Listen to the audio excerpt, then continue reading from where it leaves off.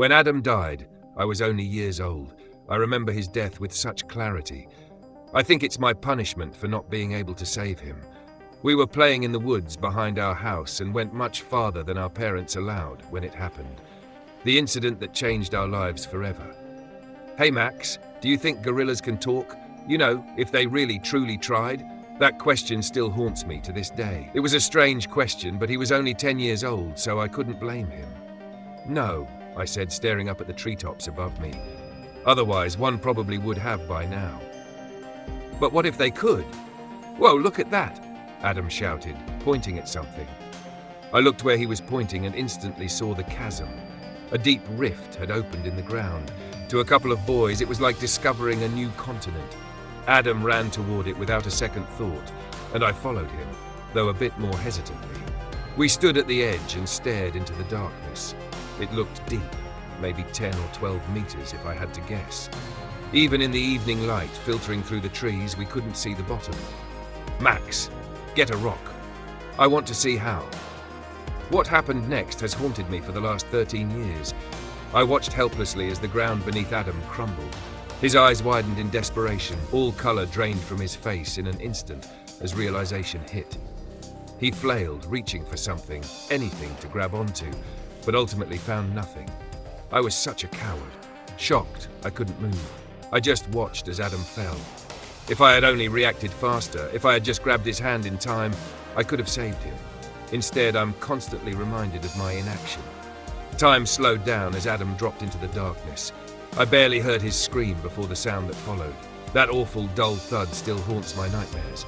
Words can't describe the horror I felt. One moment he was beside me, the next, gone.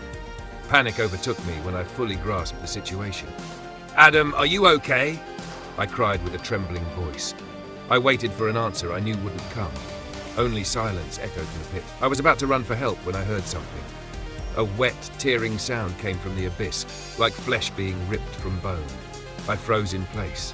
A dizzying mix of curiosity and fear churned in my stomach as I strained to listen. The sounds stopped as suddenly as they began. Then, a new noise shattered the silence, and my heart nearly burst. Max. Adam's voice called my name. I should have felt relieved, but I didn't. Something was wrong. The tone was off. The syllables were distorted. It sounded like something imitating Adam, something just learning to use his voice. I couldn't speak, couldn't run, couldn't scream. I couldn't even look away. All I could do was stare into the darkness as a soft, scraping sound reached my ears. It didn't take long to realize where it came from. Something large was climbing up the ravine, and after what felt like an eternity, I was proven right. A hand clawed into the dirt next to my feet, gripping the edge. Another hand followed, then a head emerged from the pit. I watched as Adam pulled himself up, dusted off his pants, and smiled at me. I can't explain how I knew, but I knew with absolute certainty that the boy standing beside me wasn't my brother. He didn't look any different, aside from a smear of blood near his mouth. But his eyes, there was a manic darkness in them that hadn't been there before, as if something sinister was lurking just beneath the surface. "What's wrong, Max? Why didn't you answer?" "I thought you were gone," Adam said, watching me expectantly. "How? How what?" Adam tilted his head like a curious dog. The longer he stared at me, the more anxious I became. It was like a game of cat and mouse, and he was cornering me. "How did you climb back up? How are you standing here? I saw you fall." My blood turned to ice as Adam grinned again. "It wasn't that deep.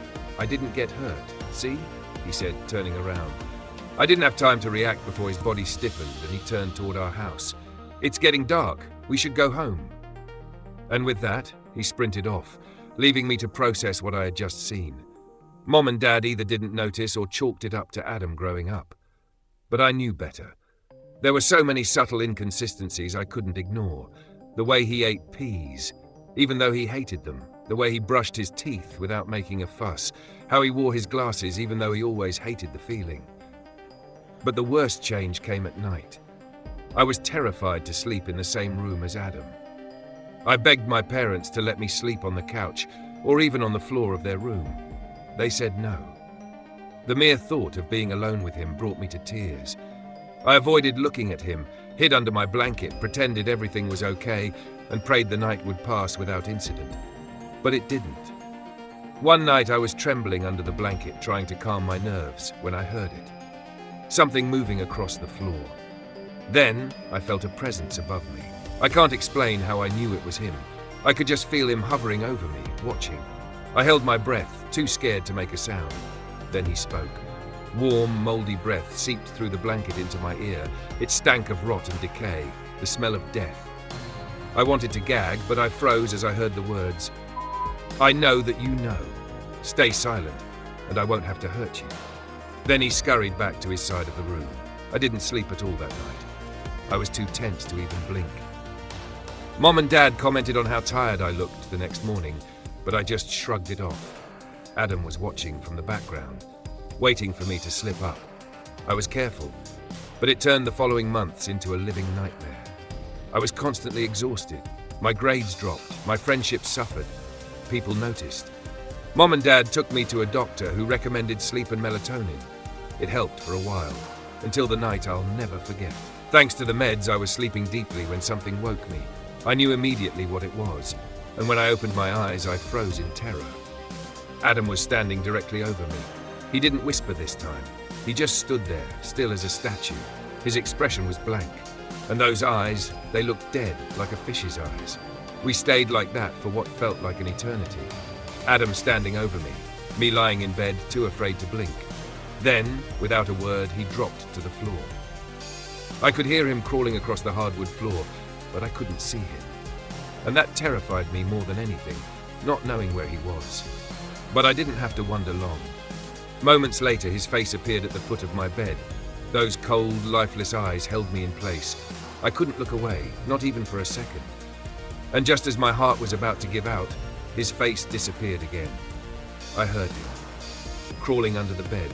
His fingernails scratched the floor as he dragged himself forward. I expected his hand to shoot out, his jagged fingernails to sink into my flesh and tear the life from me. But nothing happened. Instead, he just stayed under there. An eerie silence fell over the room, broken only by Adam's raspy breathing right beneath my head. Then a wet gurgle rose from below. "One day I'll come back for you. You'll end up just like him."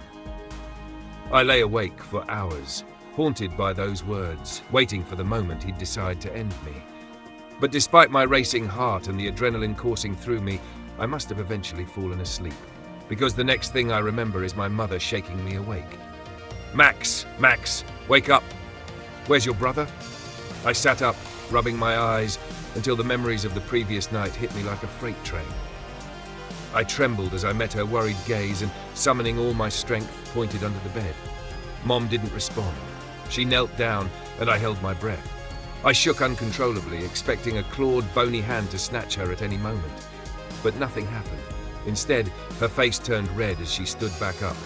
"Max, that's not funny. Your brother is missing, and now is not the time for jokes." Those words were music to my ears. I know how it sounds. I know I should have been worried. He was my little brother. God, I should have felt fear or panic or sorrow. But I didn't. I felt overwhelming relief. The next day, they found Adam's body. It was in the same ravine he had fallen into over a month ago. The coroner was baffled. According to him, Adam's body showed signs of decomposition that indicated he had been dead for weeks. There was no way he had just died recently. To this day, I can't explain what that thing was or what happened to my brother. Sometimes it feels like a fever dream, but I know what I experienced all those years ago was real. And I'm convinced that whatever took over Adam's body is still out there.